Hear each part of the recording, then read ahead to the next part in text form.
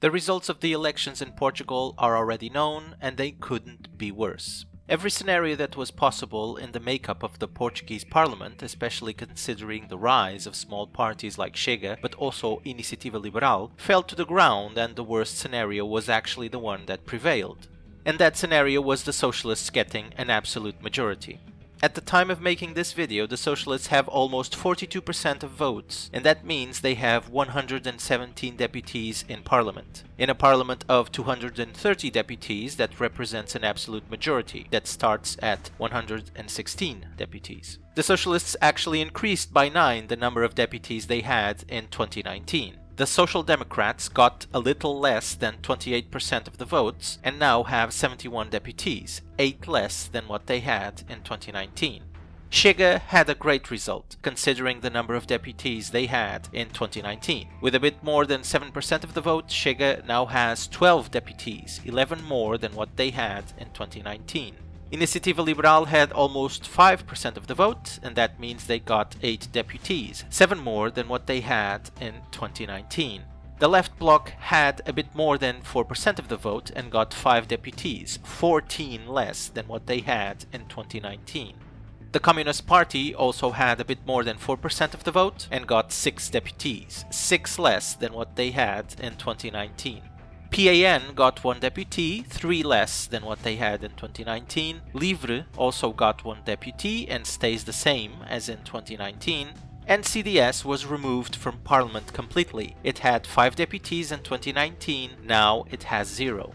There are still 4 deputies to elect out of 230, but given the absolute majority that the socialists already have, it doesn't really matter which party elects the remaining deputies. In a night of absurdly bad results, the only good news are the fact that the far left, represented by the Left Bloc, Communist Party and PAN, were reduced considerably, something that I already expected. And out of the 3 parties, the Left Bloc was the one that lost the most, and the one that deserved to lose the most. They had 19 deputies in 2019, now they have only 5. The other good news was the increase in deputies of the Chega party. In less than 3 years, Chega managed to get a significant growth from 1 deputy to 12 to become the 3rd largest political party in Portugal. Something that in a different scenario, one where the socialists didn't have absolute majority, would have been very beneficial to Portugal. Iniciativa Liberal also got a great result and a significant growth, from 1 to 8 deputies in less than 3 years. The 2 parties that grew so much, Chega and Iniciativa Liberal, got pretty much the same votes in 2019. However, these good news cannot compare to the level of the bad news, because the highlight of the elections is the absolute majority that the socialists got. It was the worst case scenario, and also a scenario I thought was not likely, precisely due to the growth of smaller parties like Chega and Iniciativa Liberal and the expected reduction in the far left deputies.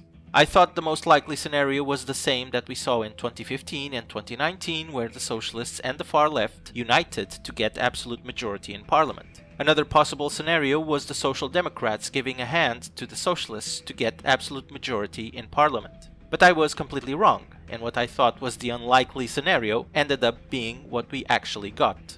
Abstention was 42%, lower than the 52% we had in 2019. And if you follow this channel, I've made requests for people to vote instead of staying home, doing nothing, and letting the fanatics that always vote for the same parties decide the future of the country. And those requests to vote were requests for a change. But what we saw in these elections was that a portion of those that actually didn't vote before, but voted now, chose to vote for the socialists anyway, and helped them reach absolute majority. In effect, they voted to make sure nothing changes.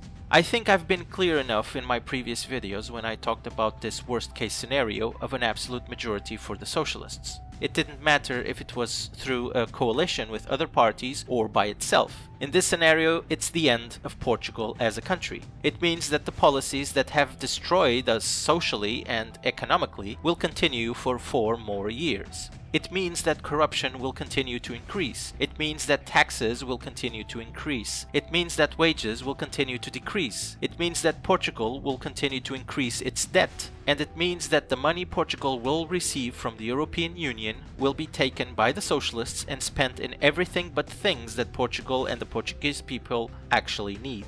In 4 years, the socialists will get almost 24 billion euros out of 58 billion euros that Portugal will have available in the next 10 years. I already showed you that practically no money from this package will reach the Portuguese economy, because the socialists will distribute it among friends, family, and clientele of the socialists, something that they already did even before they had absolute majority in parliament. It is the same scenario that happened in 2005 when José Sócrates was elected prime minister with the first absolute majority for the socialists in Portugal, and the result of that was Portugal was bankrupt in 2011 and needed to request financial aid.